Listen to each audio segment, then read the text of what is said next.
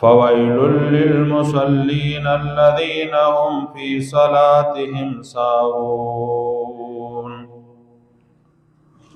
وقال النبي صلى الله عليه وسلم: من فاتته صلاة فكأنما وتر أهله وماله. وقال النبي صلى الله عليه وسلم: من ترك صلاة العصر فقد حبط عمله. وقال النبي صلى الله عليه وسلم: من ترك صلاة متعمدا فقد كفر، أو كما قال عليه الصلاة والسلام. إن الله وملائكته يصلون على النبي يا أيها الذين آمنوا صلوا عليه وسلموا تسليما. اللهم صل على محمد وعلى آل محمد كما صليت على إبراهيم وعلى آل إبراهيم إنك حميد مجيد. اللهم بارك على محمد وعلى آل محمد كما باركت على إبراهيم وعلى آل إبراهيم إنك حميد مجيد.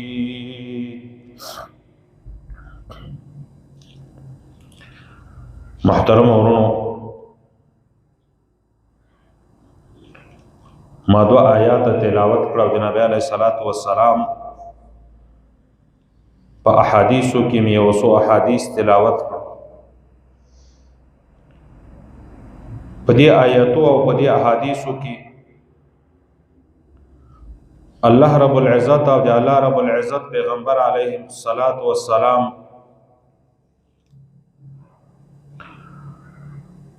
د ایغ سړی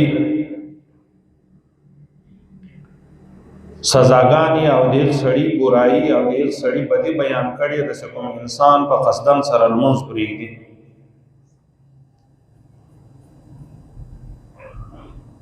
کوم انسان سے دغه فریضه دی الله رب العزت په قصدن سره پریږدي، الله رب العزت دغه انسان لپاره د عذاب فیصله کړي.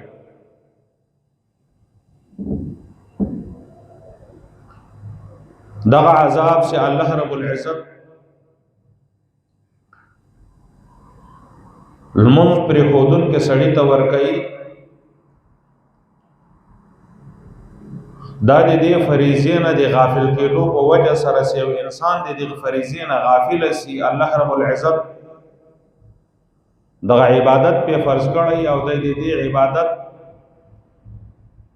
طرف ته رجحان د نه د دې عبادت نه غافل شي، نو الله رب العزت په دې انسان لپاره د عذاب فیصله کړي.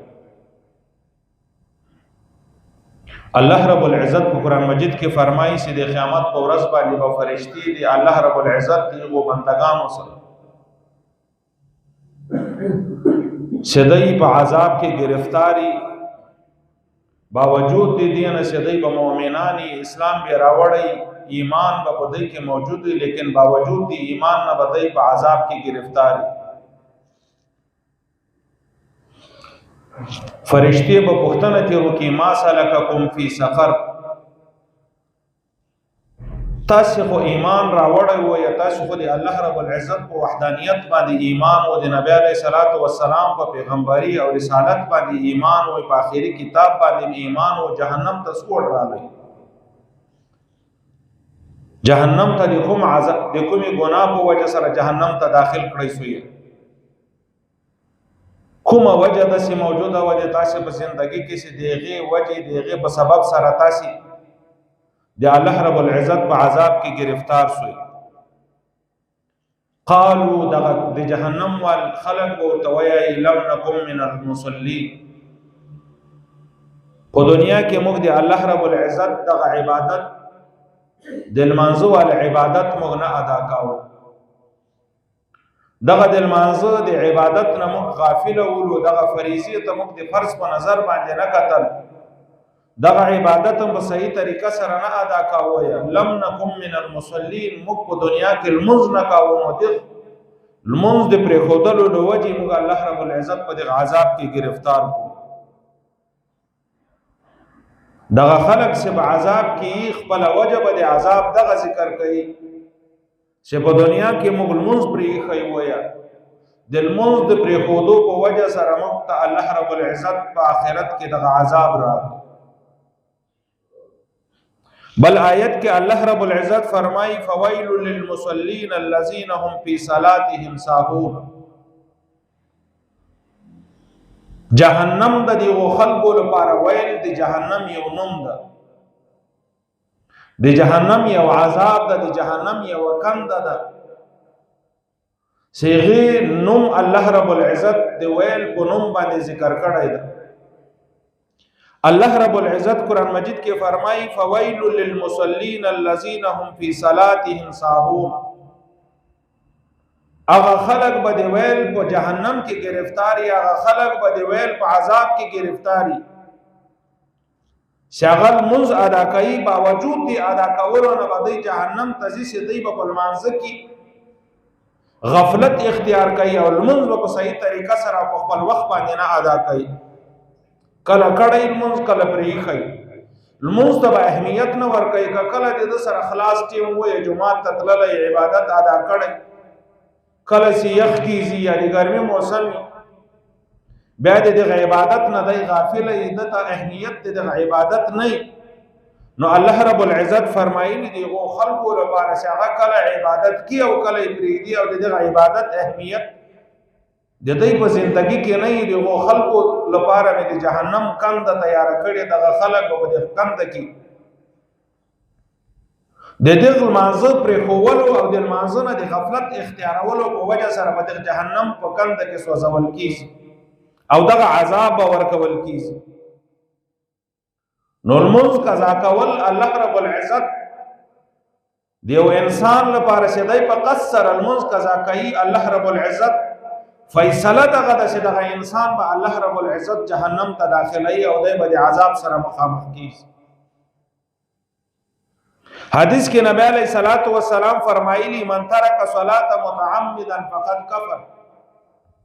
په قصدن یو انسان لمونځ پرې خو وی لمونځ سید لمونځ په نظر نه وکتل د لمانځه نه غافل سه فقد کفر. نبی علیہ السلام فرمایلی دغه انسان کافر سه. علما د دې حدیث مختلف توجیهات پیش کړي. امام شافعی رحمه الله یا صدا انسان خو مکمل دی ایمان نه خارج د خپل بی سره نکاح وش کې دغه انسان کافر سي. دی به تجدید دی ایمان کې او تجدید دی نکاح به کې دی به خپل بی ته نو نزدیکیږي چې دی په قسم باندې المنځ قضا کی د دا او دی بی په منځ کې تفریقه را ل جدای را ل نکاح ختم سواله. ذکر یو ایماندار انسان او دی بے ایمان انسان سی ایمان نه لري دیغه په منځ کې نکاح صحیح نه ده. الله رب العزت قرآن مجید کې فرمایلی چې دی بے ایمان انسان او دی ایماندار انسان په منځ کې نکاح نه کیږي. نو امام شافعی رحمه الله فرمایي چې دی حدیث ته وګورئ، د دې حدیث نه دغه معلومیږي چې دی هغه انسان چې دی په قصدن باندې لمونځ پرېږدي یو خدای دی ایمان نه خارج شوی. کله دې لمانځه دې قضا کولو نه وروسته د توبه تیر نه کړه دی د دنیا نه او دی وفات سه دی د دنیا نه بې ایمان اوله او بل د خپل بیبي سره دغه نکاح وش کې د نکاح ماته سواله نکاح ختم سواله. اوس کدی د بیبي سره یو ځای کیږي او دای کوروالی ور سره کې دغه بد زنا په زمره کې راځي. دغه بیبي سره یو ځای کېدل د لپاره حرام دي ځکه یو ایماندار بیبي او یو ایمان نه لرونکی خاوند انسان دیغه په منځ کې الله رب العزت فیصله دغه دواړه به نصر یو ځای کیږي. ایمان په انسان کې نه ده موجود او په بیبي کې ایمان موجود ده. د دې په وجه سره د بېایماني په وجه سره د دې په منځ کې هغه نکاح وش کېدله. دا د امام شافعی رحمه الله فتوا ده. لیکن امام ابو حنیفه رحمه الله فرمای چې نه دغه انسان خود المنځ په پرېښولو سره کافر کیږي نه، لیکن دغه انسان کار داسې کار وکړو چې دا د یو ایماندار سړي کار نه ده. دغه کار د یو کافر انسان د دې کار په وجه سره د کفر ته نږدې سره ایمان نه لري کیږي. سوکه چې د لمونځ پرېږدي یو وخت به راشي دی به د ایمان نه خارج. د لمانځه د پرېښولو په وجه سره به دی د ایمان د دغه نعمت نه محروم شي او دی به د دغه دنیا نه به ایمان ولاړ شي. دغه انسان خو له ایمان نه خارج کیږي نه امام صاحب یې، لیکن دی کفر طرف ته قریب کیږي او د ایمان نه لرې کیږي د لمانځه په پرېښولو سره. دومره سخت خبره نبی علیه الصلاۃ والسلام د سړي لپاره کړي چې څوک په قصر المنځ قضا کوي. نن د هر سړی د ځان سره فیصله وکړي چې د ما کومه مجبوري ده. ما نه په ورځ کې 2-3 لمنځونه قضا کیږي، د ګیز لمونځ ما نه قضا یي، ګرمه بستره په مخ پرته یي، د ګیز لمانځه ته نه سم جلا کېدلی. امام شافعي صاحب فیصلې ته دیم دی توجه. آیا په ده کې ایمان د خپلې بیبي سره نکاح موجوده ده که نه ده موجود؟ خدای مکه که خبره د امام شافعي صاحب واله سي، باوجود د دې نه چې په دنیا کې موږ او تاسې په ایمان باندې خوشحالي مناو کوو چې ایماندار یو قیامت کې فیصله سوي چې دا د لمانځه د قضا کولو په وجه سره د ایمان نه خارج سوی دی او نکاح نه ده صحیح. د لمانځه د قضا کېدو نه وروسته چې څومره اولاد پیدا سوي دا د اولاد حقیقي اولاد نه ده. فیصله دی وکړي بغیر د نکاح نه چې د چا اولاد پیدا کیږي ارسود. ځکه نن سبا اولاد نافرمانه ده. ځکه نن سبا خپل وړکی بچی خپل پلار ته په ګریوان کې لاس ورچي. ځکه نن خپل بچی د خپل پلار د خپل بچی له لاسه زاړي. وجه دغه ده چې پلار د الله رب العزت د عبادت ته په صحیح نظر نه دی کتلی او دغه بچی په داسې حالت کې پیدا سوی ده چې دغه نه مخکې په ثواب المنځونه قضا کوي. بیا دغه پلار د دې توقع نه ساتي چې د ما اولاد پیدا کیږي، هغه به د ما مؤدب وي، د ما به ادب کې، د ما به احترام. الله رب العزت په داسې عذاب پې مسلط کوي. بل حدیث کې نبی علیه الصلاۃ والسلام فرمایي من فاتته صلات اچانس یو لمونځ قضا سه فکأنما وطر اهله وماله، دومره لوی نقصان په دنیا کې وکړ لکه په دنیا کې چې د مال او اهل او عیال ټول تباس او طوفان پې راغی. آسماني صاعقه د یو کور باندې را نازله سوله ټول کور یې ختم شو. څومره تکلیف څومره دک انسان ته رسیږي چې دی خبریږي چې ګیز راپورته کیږي. سفر باندې یو انسان تللی دی، ګیز راپورته کیږي، ټلیفون ورته کیږي، زلزله دې په کور راغله، آسماني صاعقه راغله، طوفان راغی، باران راغی، کور دې تباه شو، بیبیانې بچیان اهل و عیال مال دې ټول ختم شو. هغه انسان به هارټ اټیک کیږي نه د مصیبت له وجې. نبی علیه السلام فرمایي دغسې که یو انسان د لمونځ قضا چې دومره لوی تاوان یې وکړو لکه د ده اهل و عیال چې ټول تباه و برباد. بل حدیث کې نبی علیه الصلاۃ والسلام فرمایي من ترک صلاة العصر فقد حبط عمله، د مازدیګر یو لمونځ د چا نه قضا سه ټول عمل چې څومره نیک اعمال یې کړي ټول ضایع سه. شپېته اویا کاله انسان خواري کړي، آخرت لپاره ګټه کړي، عبادات یې کړي، زکات صدقات فطراني یې ورکړي، لیکن یو لمونځ د عصر د مازدیګر و لمونځ یې قصدن قضا کړ ټول عمل ضایع سه. دا د نبی علیه الصلاۃ والسلام د خولې خبرې دي او د موږ او د تاسې د ایمان جز د دغه دا د موږ او د تاسې ایمان د چې نبی علیه الصلاۃ والسلام کومه خبره کړې هغه درواغ نشي کولی. که چیرې په دې خبرو باندې یو انسان ایمان ونه لري او ذره برابر شک پیدا شي ایمان نه خارج دی. دا د نبی علیه الصلاۃ والسلام د خولې خبرې دي. حضرت عبدالله ابن عمر رضی الله تعالی عنہ فرمایي نبی علیه الصلاۃ والسلام یو ورځ د لمانځه په باره کې تذکره کوله، خبرې کولې، د لمانځه بحث مباحثه شروع وه، د لمانځه خبره روانه وه. نبی علیه الصلاۃ والسلام وفرمایل چا سي د لمانځه حفاظت وکړي، لمونځ یې په صحیح وخت باندې ادا کړ، لمونځ یې قائم او دائم وساته، لمونځ یې نه قضا کاوه، د قیامت په ورځ باندې به دغه لمونځ د ده لپاره نور و برهان و نجات یوم القیامه. د دې په وجه به الله رب العزت دته یو نور ورکوي، یو رڼا به ورکوي، یو دلیل به یې د ده سره لپاره د نجات. او الله رب العزت په د قیامت په ورځ باندې د لمانځه د اهمیت په وجه سره چې د لمانځه اهتمام په دنیا کې کړی و، الله رب العزت په د قیامت په ورځ باندې نجات ورکوي. ومن لم يحافظ عليها، چا سي اهمیت د لمانځه په دنیا کې ونه پیژند، اهمیت د لمانځه اختیار نه کړ، اهمیت یې لمانځه ته ور نه کوی، د لمانځه حفاظت یې ونه کړ، د لمانځه ته لمانځه په نظر نه وکتل، لم يكن له نور وبرهان ولا نجات. بیا به د قیامت په ورځ باندې نه د ده دپاره رڼا نه به د خلاصون د ده سره څه دلیل ولا نجات، او نه به د ده دپاره نجات.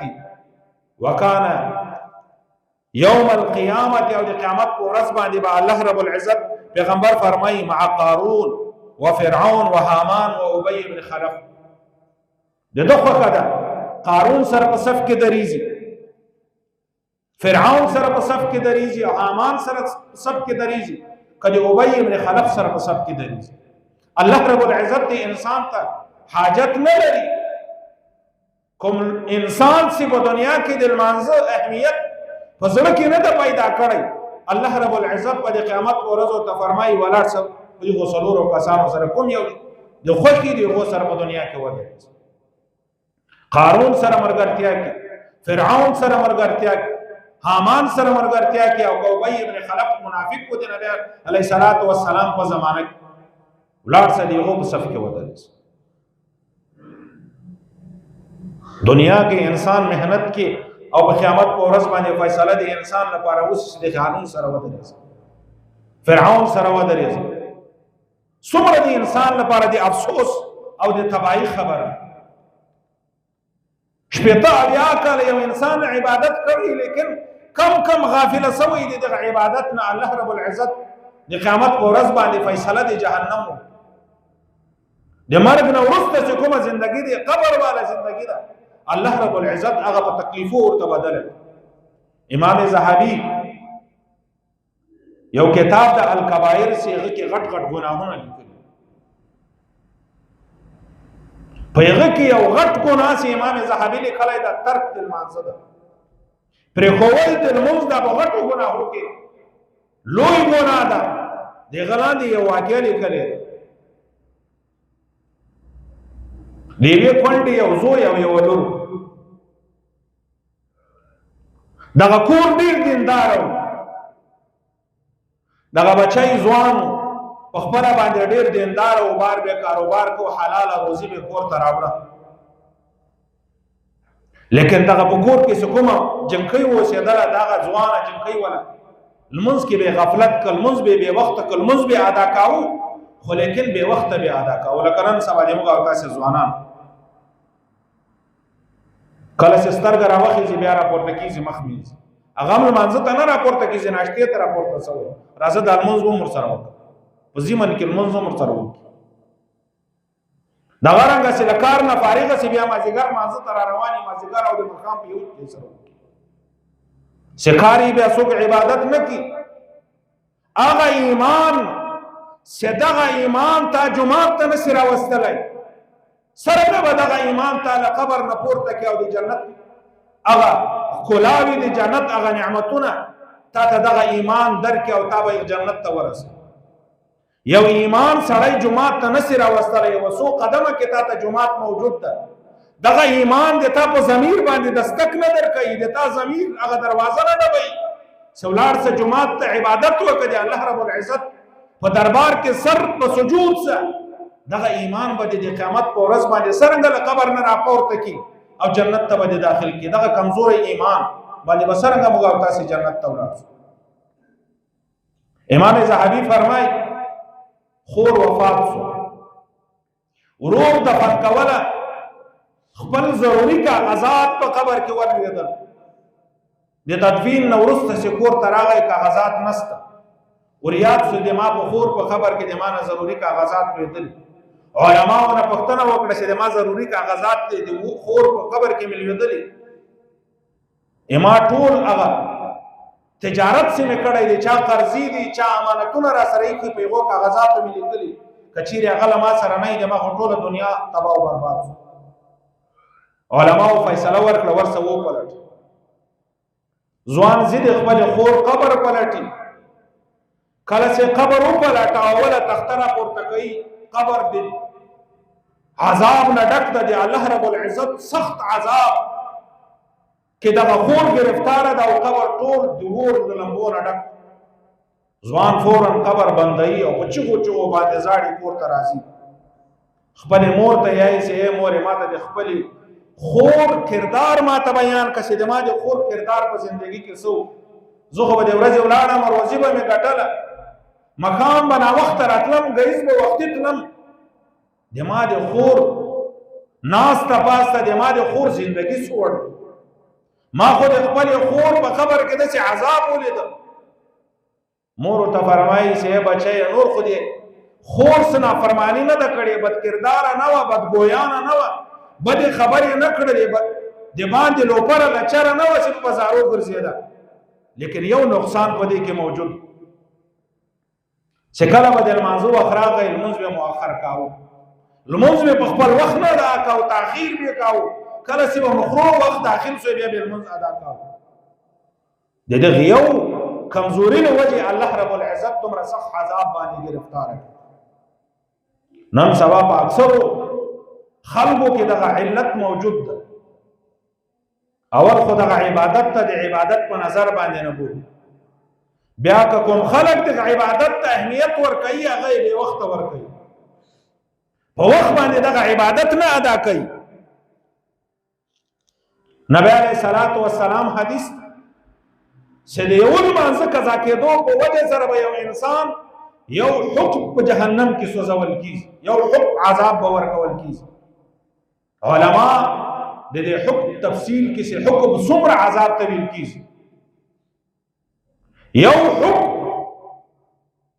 علما د دې تفصیل بیانوي چې 2 کروڑ اطاعت یا لک کال کیږي په یو مانځه باندې یو انسان ته عذاب ورکول کیږي د دنیا 2 کروڑ اطاعت یا لک کال بدت عذاب په یو مانځه په ترک سره چې د قصدن پرې کوي الله رب العزت په عذاب ورکوي الله رب العزت به موږ او تاسو باندې خصوصي فضل او کرم الله رب العزت به موږ او تاسو په زړه کې د دغه مانځه د عبادت اهمیت پیدا کړي چې د دې نه غافل نه شو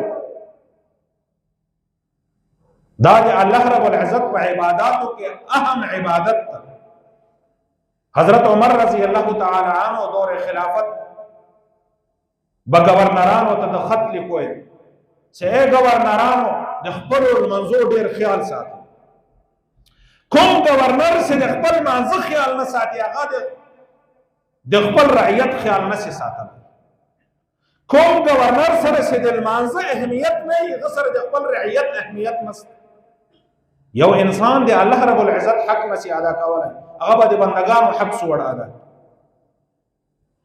هر گورنر ته حضرت عمر رضی الله تعالی عنہ فرمایلی چې د تا د گورنری د تا د ټولو کارونه زیات اهمیت سماته ده هغه د تا د منځ ده اول بل موږ ادا کوي نو ټول کارونه به پریږدي د سینې یو کار ته یو کار په وجه سبا لمنظر نه قضا شي او قیامت په ورځ باندې الله رب العزت د مانه پوښتنه کوي چې عمر دا سړی خو تا گورنر کړو دا کار دی ورته سپارلای وای د دې کار په وجه سره د المنستر قضا سو دا کار دی ولې ورته سپار د پردل منځ دومره اهمیت ولې حضرت عمر رضی الله تعالی عنہ نو محترم ورونو باید هر انسان دغه فریضه اهمیت په زړه کې واچي دغه فریضه ته متوجي اوسي د الله رب العزت ته عذاب نه ځان وساتي لکه تیر جمعه د نبی علیہ الصلوۃ والسلام حدیث بیان اول پختنه به دل مانځ کیږي